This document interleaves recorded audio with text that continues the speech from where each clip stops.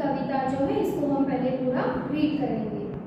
तेरी है ज़मीं तेरा आसमां, तू बड़ा मेहरबान, तू बख्शिश कर, सभी का है तू, सभी तेरे, खुदा मेरे तू बख्शिश कर। तेरी मर्जी से है मालिक हम इस दुनिया में आए हैं, तेरी रहमत से हम सब ने ये जिस्म जान पाए हैं। तू अपनी नजर हम पर रखना, किस हाल में है ये खबर रखना। तेरी है ज़मीं तेरा आसमां, तू बड़ा मेहरबान, तू बख्शिश कर। तू चाहे तो हमें रखे, तू चाहे तो हमें मारे, तेरे आगे झुका के सर खड़े हैं आज हम सारे। ओ सबसे बड़ी ताकत वाले, तू चाहे तो हर आफत टाले। तेरी है ज़मीं तेरा आसमान, तू बड़ा मेहरबान, तू बख्शिश कर। अब हम इसको एक्सप्लेन कर रहे हैं। तेरी है ज़मीन यानी कि हम सब ईश्वर को कह रहे हैं कि ये ज़मीन, ज़मीन यानी कि लैंड, ज़मीन जो ये है आपने दिए हुए, आपने बनाए हुए हैं। तेरा आसमान, ये आसमान भी आपने बनाया हुआ है, आपने दिया हुआ है। तू बड़ा मेहरबान यानी कि आप बहुत बड़े मेहरबान हैं, यानी कि क्षमा करने वाले हैं, मेहरबानी करने वाले हैं। तू बख्शिश कर, आप हमें क्षमा कीजिए। बख्शिश का मतलब होता है क्षमा करना। सभी का है तू, सभी तेरे, हम सब जो हैं वो आपके हैं और आप जो हैं वो हम सबके, यानी कि ईश्वर कभी भी किसी के साथ कोई भेदभाव नहीं करते हैं।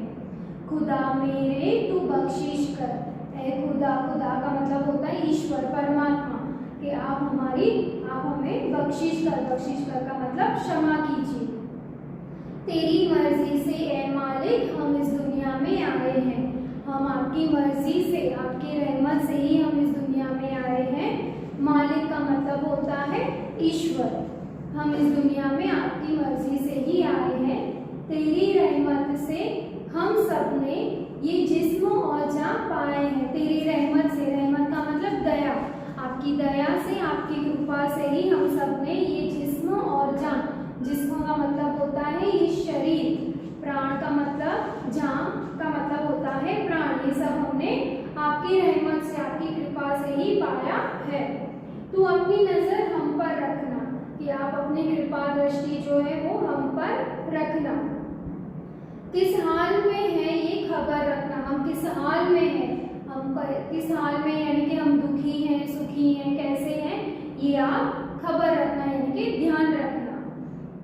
तू चाहे तो हमें रखे, तू चाहे तो हमें मारे, अगर आप चाहें तो आप हमें रख सकते हैं, यानी कि जिंदा रख सकते हैं, जीवित रख सकते हैं, और आप हमें मार भी सकते हैं, यानी कि ईश्वर की मर्जी के सिवा यहाँ पर कोई जीवित भी नहीं रह सकता और कोई मर भी नहीं सकता।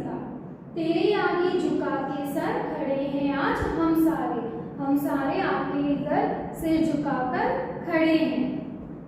वो सबसे बड़ी ताकत वाले यानी कि परमात्मा को, ईश्वर को हमने सबसे बड़ी ताकत वाला यानी कि सर्वशक्तिमान माना जाता है। तू चाहे तो हर आफत टाले, कि आप सर्वशक्तिमान हैं तो आप हर आफत को, आफत का मतलब हर मुश्किल को, हर संकट को आप टाल सकते हैं। फिर से वही लाइन रिपीट हो रही है, तेरी ये ज़मीं तेरा आसमान, तू बड़ा मेहरबान, तू बख्शिश कर। यानी कि ये जो प्रार्थना गीत है, ये प्रेयर जो है, ये हमें ईश्वर के द्वारा हमें कैसी कैसी बख्शिश मिल रही है वो हमें बताती है। अब यहाँ पर एक बार फिर से हम इसके शब्दार्थ रिपीट कर रहे हैं।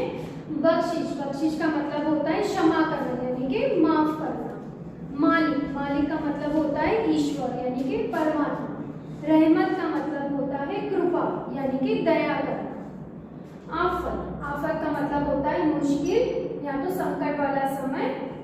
मेहरबान यानी कि कृपालु या तो दयालु। जिस्म यानी कि शरीर, हमारी बॉडी। जान यानी कि प्राण, हमारी प्राण यानी कि हमारी जान, वो। अब यहाँ पर मैंने आपको जो ये पोएम एक्सप्लेन की है, इसके जो ये शब्दार्थ हैं ये आपको लिखने भी है और लर्न बाय हार्ट करने हैं।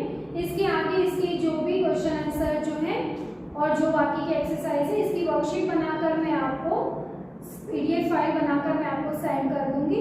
उसके बाद अगर आपको कोई भी क्वेरी है, कोई भी क्वेश्चन है या कोई भी अगर लाइन आपको समझ में नहीं आ रही है, तो जब हम इसका लाइव सेशन करेंगे तब मैं आपको इसके बारे में समझा दूंगी।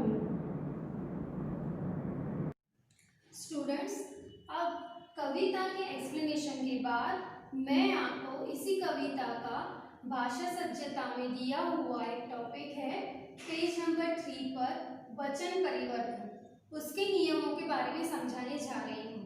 आप अपनी किताब में पेज नंबर 3 पर आप देखिएगा, जिसमें हमें बताया गया है यहाँ पर कि वचन परिवर्तन कैसे किया जाता है। वचन परिवर्तन के बारे में हम पहले भी पढ़ चुके हैं। वचन परिवर्तन का मतलब होता है सिंगुलर का प्लूरल करना, ठीक है, यानी एक वचन का बहुवचन करना, बहुवचन का एक वचन करना।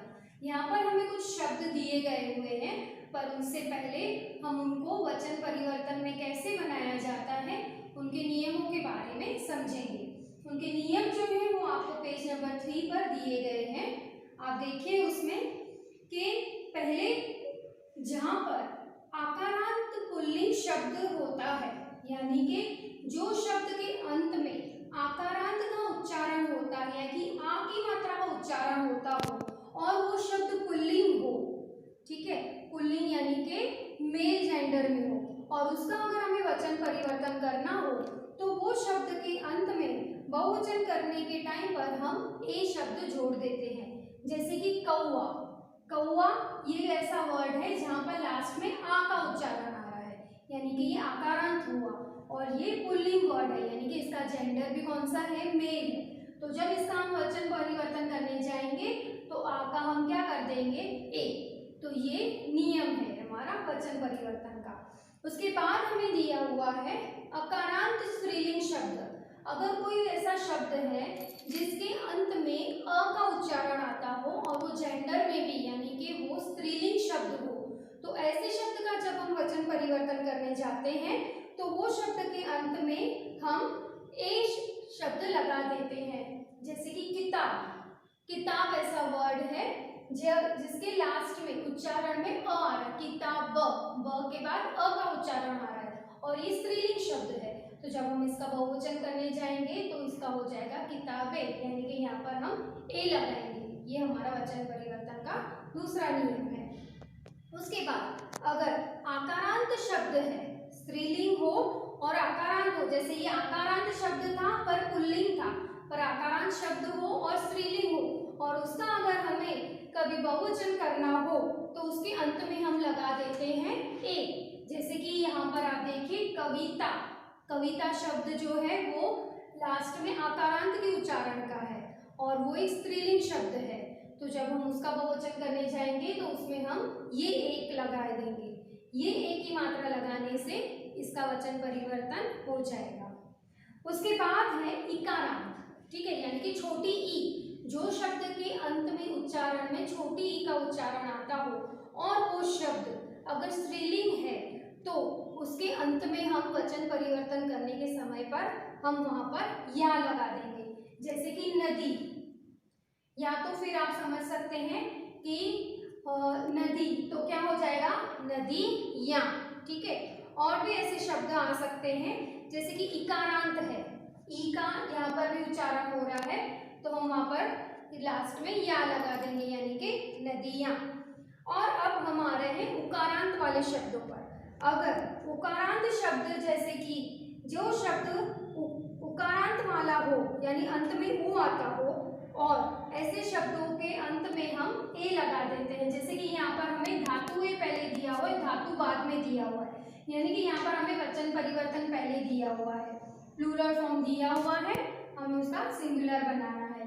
तो धातु, ये उकारांत शब्द हुआ, लास्ट में ऊ की मात्रा आ रही है, तो वचन परिवर्तन करने में इसका हो जाएगा धातुएं। अब उकारांत शब्द हो और स्त्रीलिंग हो तो ऐसे शब्द में हम लास्ट में ए लगा देंगे, जैसे कि मैंने आपको समझाया। उसके बाद ऐसे बहुत से सारे शब्द होते हैं वचन परिवर्तन में, जैसे कि प्रजा, प्रजाजन, विद्यार्थी, विद्यार्थीगण। तो ये सारे शब्द में ये मात्राओं के नियम नहीं लगाए जाते हैं, उनके लिए अलग से ही वचन परिवर्तन बनाए जाते हैं। अब ये वचन परिवर्तन के बारे में हमें जो एक एक्सरसाइज दी है वो पेज नंबर 5 पर दी हुई है। जैसे कि नियमों को मैंने आपको बताया, नदी तो नदियाँ, किताब, किताबें, दरवाजे, दरवाजा, कला, कलाएं, कौवा, कौवे, धातुएं, धातु। यहाँ पर हमें पहले प्लूरल फॉर्म दिया हुआ है तो हमें खुद समझकर उसका सिंगुलर बनाना है। सड़कें, सड़क, यहाँ पर फिर से हमें प्लूरल दिया हुआ था, हमें उसका सिंगुलर यानी कि हमें एक वचन दिया होगा तो हमें बहुवचन बनाना है, और हमें बहुवचन दिया होगा तो हमें एक वचन बनाना है। ये सारे वर्ड हमें एक वचन में दिए हुए थे, यहाँ पर ये धातुएं और सड़कें हमें बहुवचन में दी हुई है, हमने इनका एक वचन बनाया है। कुत्ता, कुत्ते। अब ये हमने शब्दों के बारे में सीखा कि शब्द दिया हो तो वचन परिवर्तन कैसे करना है। अब हमें इसके वचन परिवर्तन के रिलेटेड एक और एक्सरसाइज दी हुई है जो है पेज नंबर 2 पर, पेज नंबर 2 पर, जिसमें हमें सेंटेंस दिए हुए हैं। स्टूडेंट्स, जब भी हमें सेंटेंस का भी वचन परिवर्तन करने के लिए बोला जाए तब हमें हर एक वर्ड का उसमें वचन परिवर्तन करना होता है। जैसे कि मान लीजिए फर्स्ट सेंटेंस हमें दिया हुआ है, मैंने कविता लिखी, तो हमने यहाँ पर एक एक वर्ड का वचन परिवर्तन करते जाना है। मैंने का बहुवचन हो जाएगा हमने, मैंने यानी कि एक व्यक्ति ने बनाई है, हमने यानी कि बहुत सारे व्यक्ति हो गए, तो मैंने का करेंगे हम बहुवचन हमने। कविता, कविताएं, लिखी का लिखी, यानी कि ये पूरे वाक्य का वचन परिवर्तन करके हमने बनाया हमने कविताएं लिखी। इसी तरीके से दूसरा, तेरी किताब है, यह का बहुवचन हो जाएगा ये, मेरी का हो जाएगा हमारी, किताब का किताबें, है का है पर यहाँ पर मात्रा लगेगी, वाक्य बनेगा ये हमारी किताबें हैं।